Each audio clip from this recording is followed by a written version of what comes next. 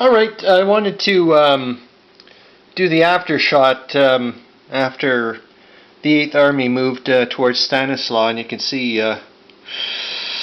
well, getting awfully close. I didn't get enough troops just because of the zones of control and also the woods here. Wasn't able to get enough troops around Stanislaw to mount an attack this turn. I guess I could have, but I think I was only going to get like 10 strength points, or I think maybe I could have used these guys, but they would have been unsupplied. And I'm going to have to check again, because it's kind of weird that a major river, and somehow I'm able to, just because I have like a couple of a few infantry divisions on the other side of the major river, that the other guys are able to attack if they were supplied at full strength. I just find that a bit odd, but that's the way the rules are. Then that's the way the rules are. Yeah. So all I tried to do otherwise was cut off as much many of the rail lines as possible. I also got the independent Cossack cavalry to help out as much as possible. Due to the limits of movement and getting in and out of zones of control. And with this river in the woods, it was like, okay, you're not going to be able to do go away the heck from over. Actually, they only moved, I think, 1 hex. Yeah, they were over here.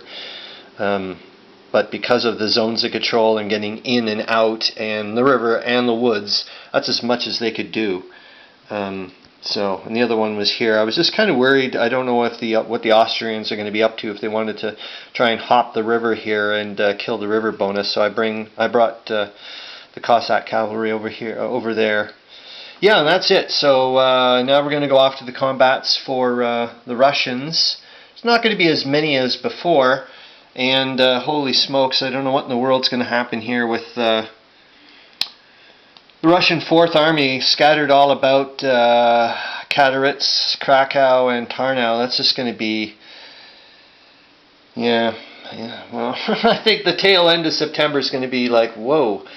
It's going to be rather interesting. And you can see there's not a heck of a lot left of the 2nd Army here. They've just really hunkered down near Warsaw and are basically trying to entrench. And but my God, I'll tell you one thing, the Germans haven't even moved this turn. That's right, it was the Russians that got the first. It's just I take so freaking long to make a turn in this game. Actually, I'm not kidding you. I think I calculated, based on the length of time it's taking me to do 1 full turn and the amount of turns there are in this game, that if I go at the same pace I am, and remember, this is just 2 scenarios, I'm not doing all of them, so imagine if I was doing the entire grand campaign, it would take me about 10.9 years, and it's more than twice the length of the actual war. Like, good lord. So this could be like, if I was doing the grand campaign at this pace, this may be something like, I don't know, it'd be interesting, because I'd be like I don't know, 80 something by the time I probably finished at that rate, because it would be like way longer to do. Anyways, I'll shut up. So yeah, like the Germans are, like, in a weird way, way ahead of schedule, because I think this is where they wanted to get to. No, not there. Oh, it's here.